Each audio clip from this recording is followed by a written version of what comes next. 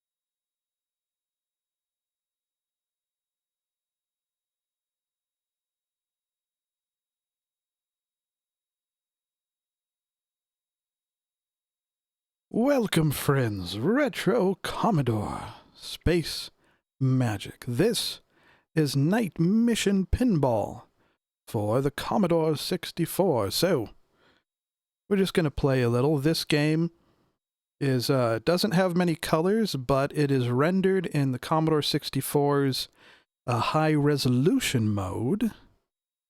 And, yeah, this was the first pinball game I ever had for the Commodore 64. So, here we go. Now let's just start with, say, 3 credits. You have to use F7 to pull back the plunger now. If you remember on the Commodore 64 keyboard, F7, the F keys are off on the right, so it's positioned sort of like you're working the plunger, but you have to hit F7 a lot. Oh, once you start the game, that is. Which is, there we go. You have to keep hitting it. Come on, pull that sucker back.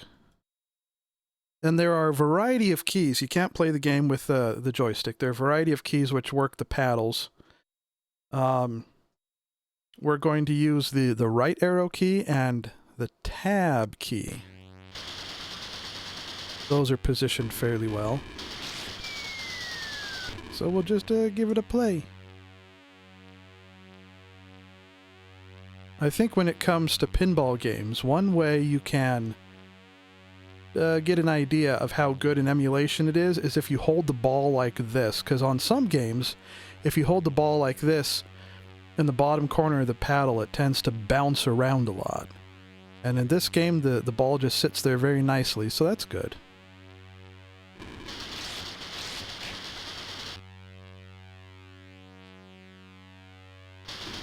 And even though, again, it doesn't have many colors, and it can do that, it does have some interesting sounds, which one would sort of expect and sort of hope from the Commodore 64. Some of those good old interesting sounds.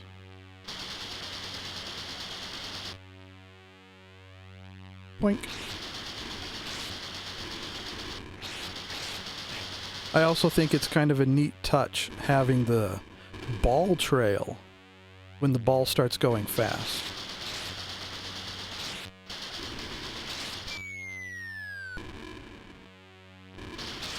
And I will say that perhaps because of the lack of colors, because it's just black and white, it does make it a little easier, I think, to keep track of the ball. You're not really losing the ball on the background.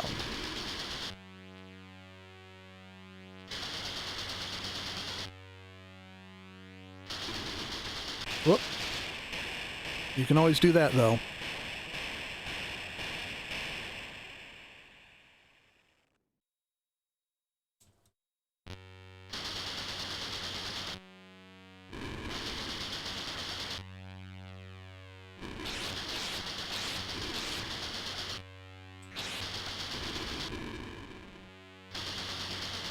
Okay, now we have a flashing target in the upper left hand.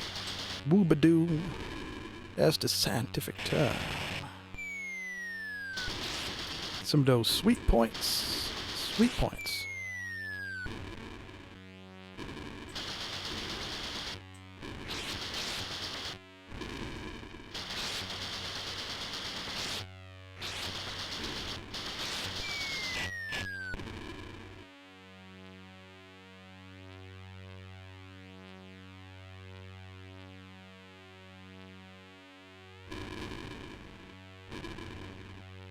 Come on.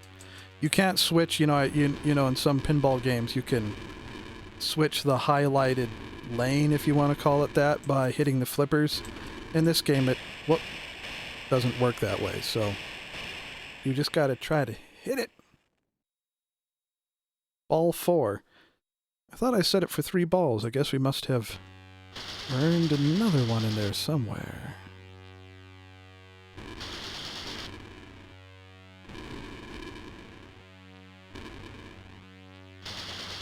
Come on, there we go.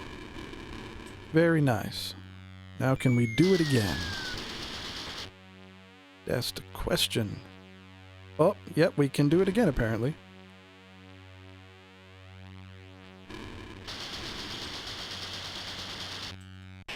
And we can do that again too. Isn't that magic?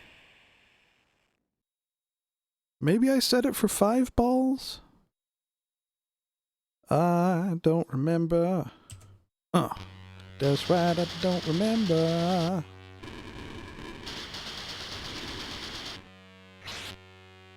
There are a handful of different pinball games for the Commodore 64. But this was the first one I ever had. And the other pinball games, some of them are arguably better in some ways, especially the graphical department, but this is sort of a special game in my estimation.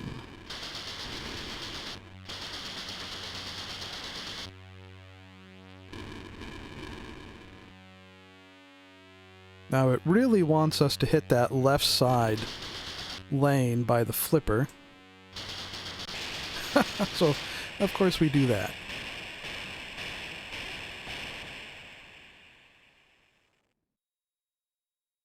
And that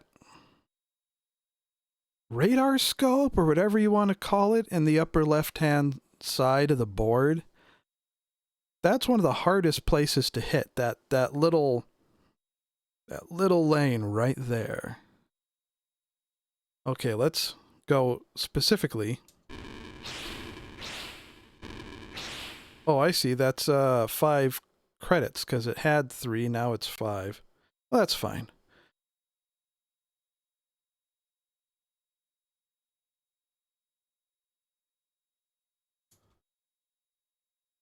With a lot of pinball games, you start off with 5 credits anyhow.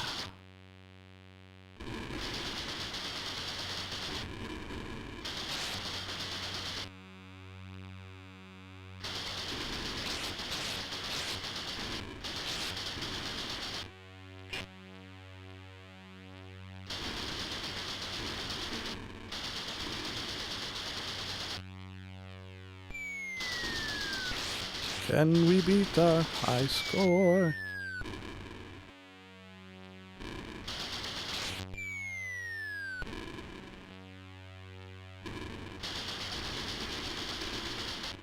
Yeah, Herdware. I used to play it quite a bit myself. I think one of my favorite things of when I used to play it, when I used to have it, I wasn't too concerned with the points. I just didn't pay much attention to that. I just liked getting a lot of the little bomb things in the middle. How, like, when you lose a ball, it goes through this process right here.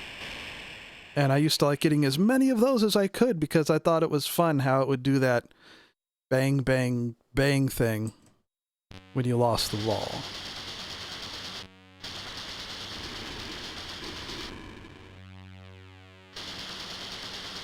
But, you know, when I had my first Commodore 64, a lot of games I played that way, where I didn't necessarily play them the way they were intended to be played. I just played them to sort of goof around and have fun. Come on, I. Come on, I. Come on, left. I don't think there's a table bump, a tilt mechanic. So you can't bump the table that I know of. You know, I'm hitting spacebar, it doesn't do anything. Oh, that was almost the eye right there. Well, there we go.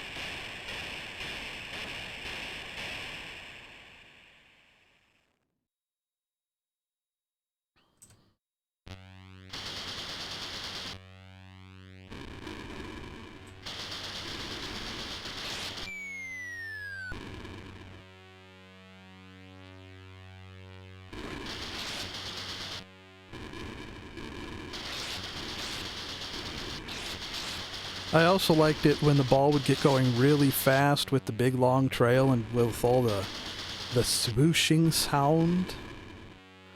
Oh, there we go. That's usually the hardest target to hit in the game. In the game is that lane right there. I don't think it's worth a ton of points, except for maybe when it's lit up or something, but just the way the game is designed.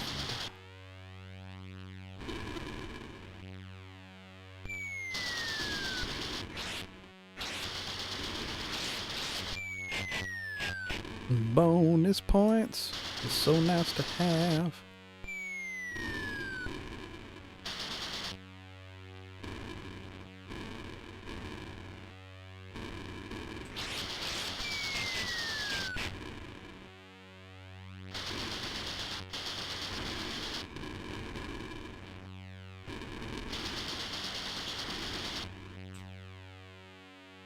Oh, well, it's pointing. There's an arrow. See, a flashing arrow pointing that direction, that side lane. So maybe it was a good thing to hit.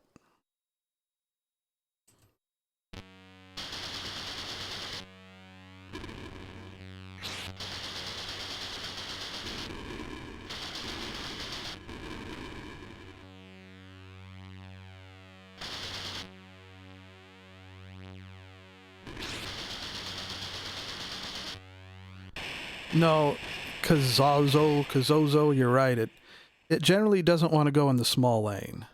It does not.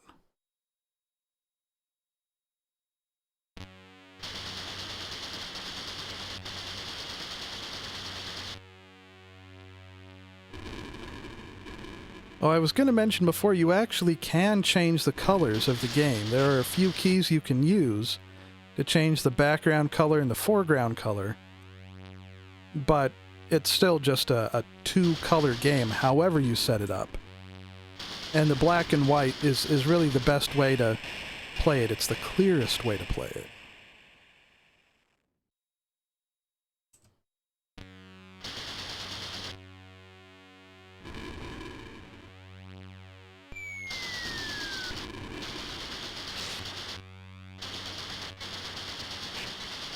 Ah, that's great.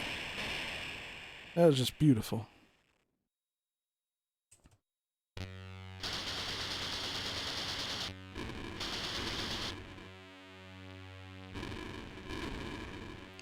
I wonder, when really good, fun pinball games started coming out for the home systems, the home computers, the home video game systems, I wonder if it affected how much money the actual arcade pinball games were making.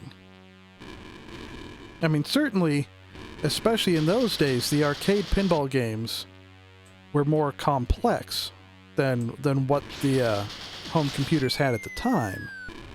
But still, when you could play the home computer as much as you wanted without having to actually put in any coins. I suppose the other benefit of the arcade pinball machines was simply getting a high score that everyone could see. I mean, you play the home game, and especially in those days, the only other people seeing your high scores are your, family and friends. Whereas in the arcade, you get the high score, and it's sort of a social environment. You can visit with other people, and the other people that play the game can see your initials on the high score table. Oh, there we go. Now that's put a little block thing, a little ramp thing on the left lane by the flipper to protect that.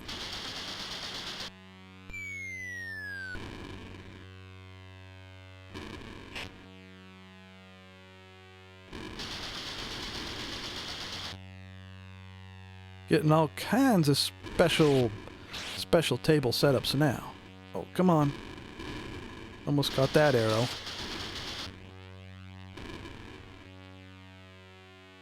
Oh.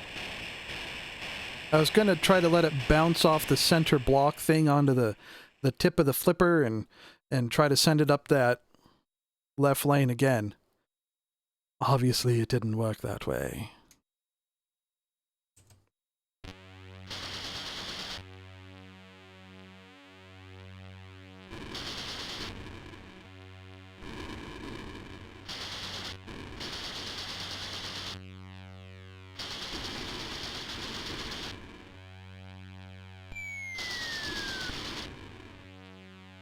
Yeah, I agree. I think that the much flashier, fancier arcade games in general affected pinball quite a bit.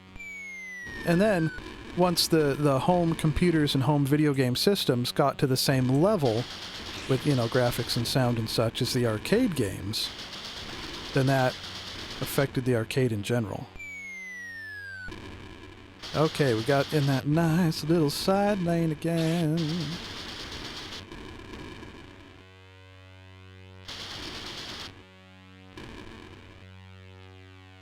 Now, if we can just get that letter I and not do that, just not do that, that'd be great.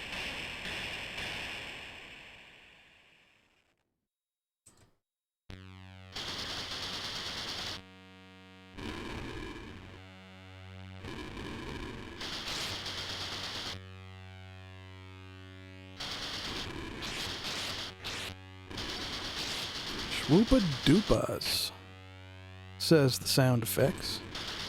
Oh, them swoopa-doopas. Don't...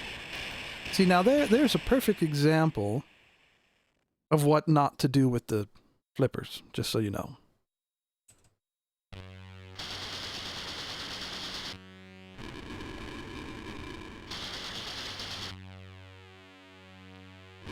Almost. Almost got the eye. At least the letters don't reset when you lose the ball. Like with a lot of arcade games or a lot of pinball games, they do. But here they don't.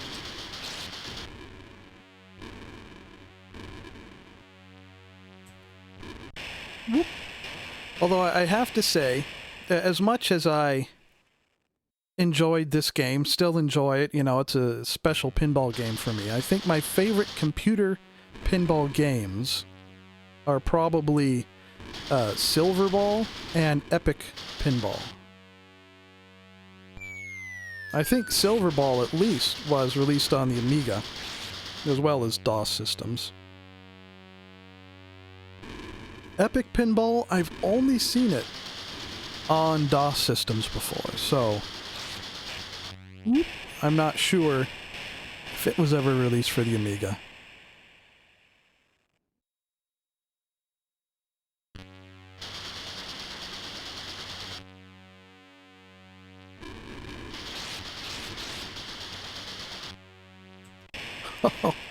Oh, geez.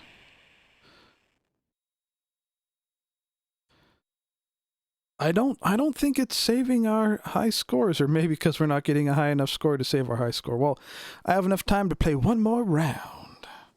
One more round.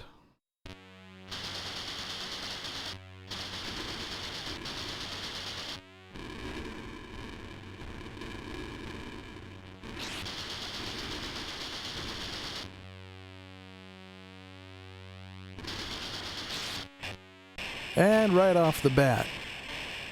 That's great.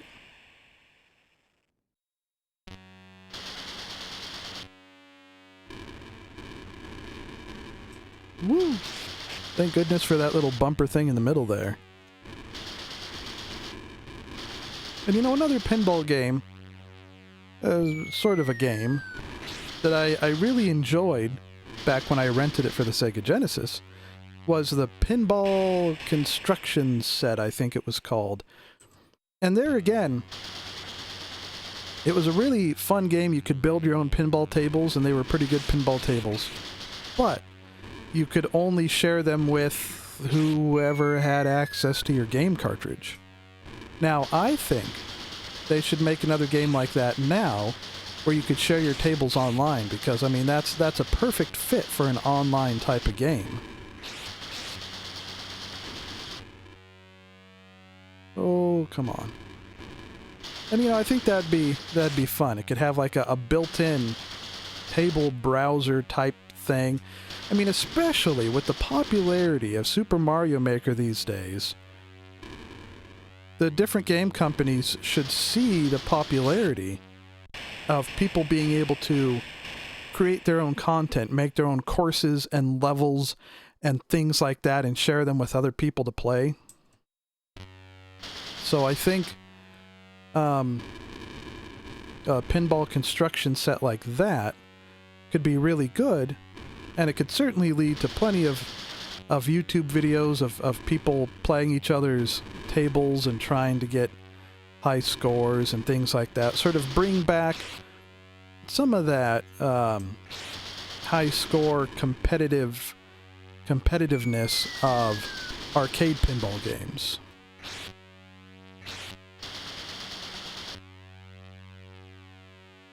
One letter to go.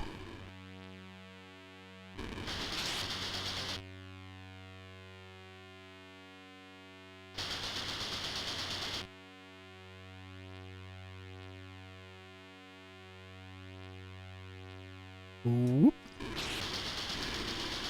Let's try to aim this a little more carefully. Oh, come on, get up there.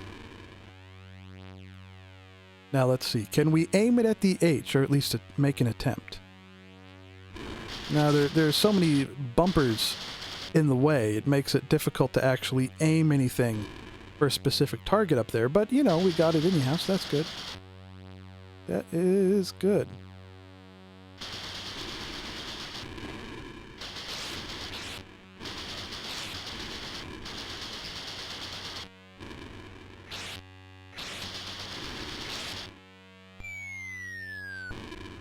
Oh, nope. Should have used the left flipper. The left flippery dipper.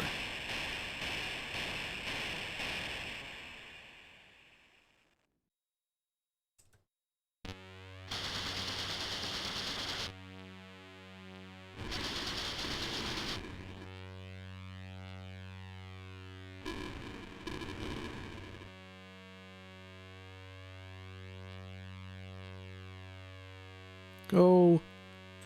Could have gotten in the 700-point slot lane or the 300-point lane, but no, of course not. Up we go! Yeah, the way this table is laid out, a lot of it is just simply smacking the ball up there and not doing that, and seeing what it bounces off of. Well, hey, we got at least a higher score this time, I think. Anyhow, that's really all I have the time for at the moment, but thanks for joining. Herdware Kazozo, thanks for watching. Of course, tune in again next time for more retro fun.